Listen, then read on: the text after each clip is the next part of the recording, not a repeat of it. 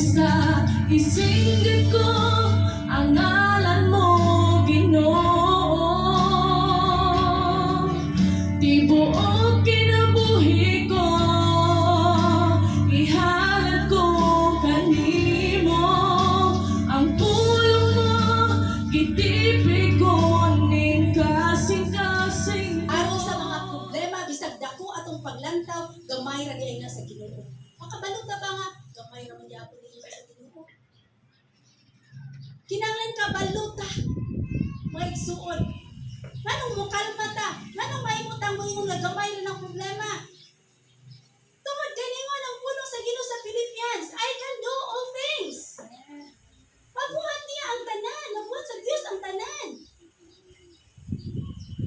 Tungod kay siya nag-strengthen nato, naghatag nato kusog. Dahil nga naman, kinahanglan nato buhaton ni sa panahon sa problema. Gikinahanglan ta mosalig sa Ginoo. Trust in the Lord. Di ba, dili ta gani pasaligon sa tao, dili ta pasaligon sa prinsesa, sa mga prinsesa, dili ta pasaligon sa mga kings. Asa ta mosalig sa Lord.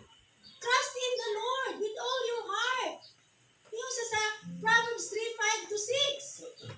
Lipaya ang Ginoo. Kay kung doon na kay pagsalig sa Ginoo, kabalo ka mulipay niya. Gusto man imong kalipay? Imo siyang duulon, simbahon. Imo siya pakpakan, imo siyang tawgon. Doon kay diya kaniya nagsalig ka. Ano nagsalig ka? Siya naghatag nimo kusog. Siya nag-ayos imong mga balatian. Siya nagsulbad sa imong problema. Tunay kasulbaran ang tanang problema once na mo trust ka ni Lord. Pero kung mo talikod ka ni Lord, asa nato ihatag ang kalipay? Kung mo talikod ka ni Lord, asa nato ihatag ang kalipay? Sa tong barkada. Kanan, bagudya ka. May dako kay butilya, ganito atong trust. No! Ang atong trust ato ihatag ni Lord. Tug kay sarang siya, ug nakita nato. Gamhanan kaayo ang Ginoo.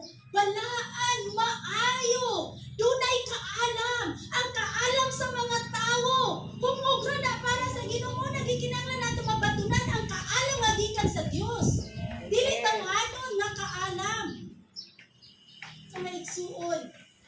Mao na nga importante. Ug sa panahon sa problema, ayaw pa ngayo advice sa tao wala ka ilas Ginoo. Ayaw pa ngayo advice sa mga tao nga huyang sa kanimo kahuyang. Asa ka mangayong advice? Come to Jesus. Pangitag scripture to kay anak na ka sa Ginoo kabalo ka doon na kay mga bersikulo. Unang challenge nato nga doon na tay bersikulo. Ingon siguro na magbuhat niya ang tanan, ingon siguro busali ko niya. Siyempre, mo siya tawgon. Lord, ako kay ko-pray na, but I trust in you. I cry out to you. Restore my heart. Ipasaguli ang akong relasyon diya kanimo tong kinakasala ko sama ni David. Nagsuon, pero lahi. O nangagikinanglan, gisulti ang pulong sa Ginoo. Aron, kumutungha ang problema nga para nimo dako na kaayo, makabalo kang mulaban. Makabalo kang muduol sa asa nimo duulan. Why? Kada adlaw problema. Wala tuo problema. Imong siligan problema. Kay imong katapad sa tulog problema. Ang imong gipakaon problema. Wala ka Ginoo. Murumen ang imo ang kinabuhi kay wala kay Ginoo. Bisan tinuod dayon ka malipay, makita ka gasulti ka kalipay kung duna naman tay gadget daghan karon sa imong pata. Malipayon kay ko tulong pero sulod sa imong kasing-kasing. Nagdugo ang imong kasing-kasing. Kay wala ka kaila tinuray sa Ginoo. So, muna. Ang pulong sa Ginoo mga igsuon. Kanunay nato gunitan. Luyo sa mga problema gikinahanglan nato ang kaalam. Ingon si James chapter 1 verse 5. Kung duna tay kulangan ta sa kaalam, mangayo ta sa Ginoo. Di ba kung naayang tayo problema, gubot kayo una nato? Pwede diyong gubutan, murag wala na tayo. Kay balo. Apa niyo si Lord? Mangayo kag kaalam. Ask wisdom. Mangayo kag kaalam sa Ginoo mga igsuon. Kung kanunay nato, makabalunta, kabalo nakabalutan mo huna-huna unsay nakahatag na kong problema. Kung nakabalo ka nga kana siya nakahatag nimo problema, kabalo kung kabuli kay ana. Why tong kay imo gi huna-huna unsay hinungdan sa akong problema. Ang hinungdan pa sa akong problema ang pagka-dry na ko sa Ginoo. That's why kinahanglan nakadili ko dry sa Ginoo. Ang hinungdan ba sa akong panag-away sa akong bana tong kay garbusa na kay ko bisan ako sa libo ingon ko nga ako sakto. So pagkaubos. Ikaw makadetermine kung unsaon nimo sa nga pamaagi mo buhaton tong kay duna kay Ginoo. Makabalo na ka. Makabalo ka magpasag-uli sa imong kaugalingon sa guba ninyong relasyon. It's because duna kay Ginoo. So, kung lisod man kaayo isulti tong kay ang tao puno sa garbo.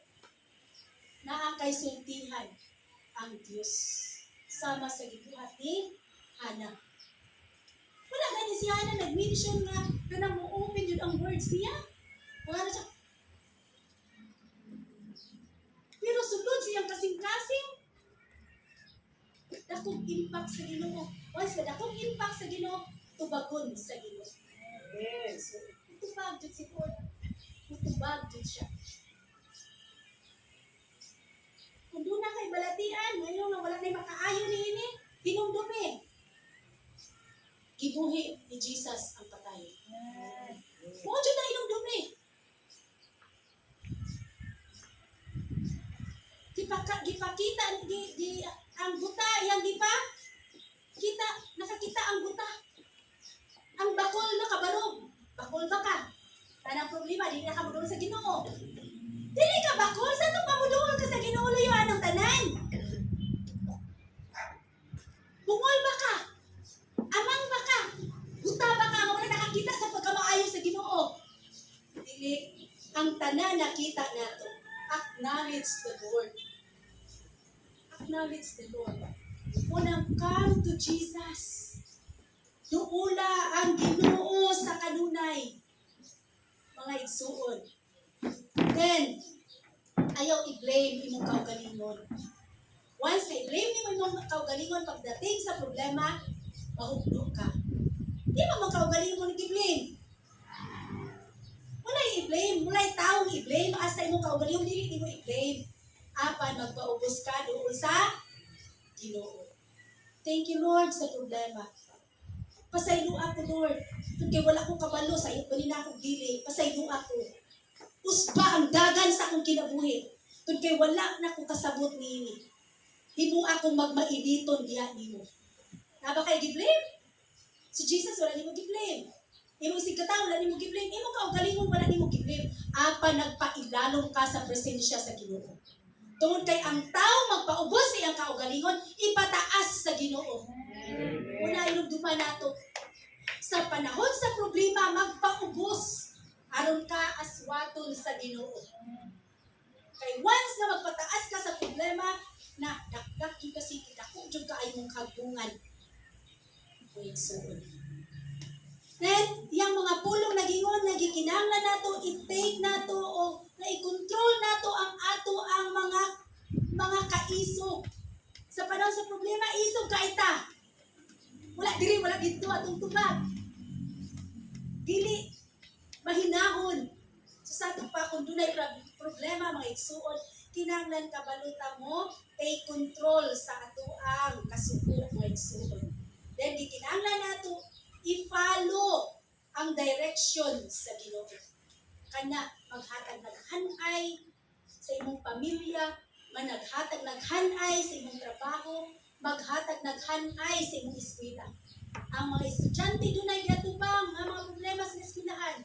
Ang nagatrabaho dunay giatubang ang mga problema sa nagkatrabaho kay dili tanan magka-okay.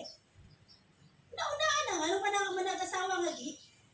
Usa na mo diya kang Kristo, build it to a spark. Pero ano magsumbaganay?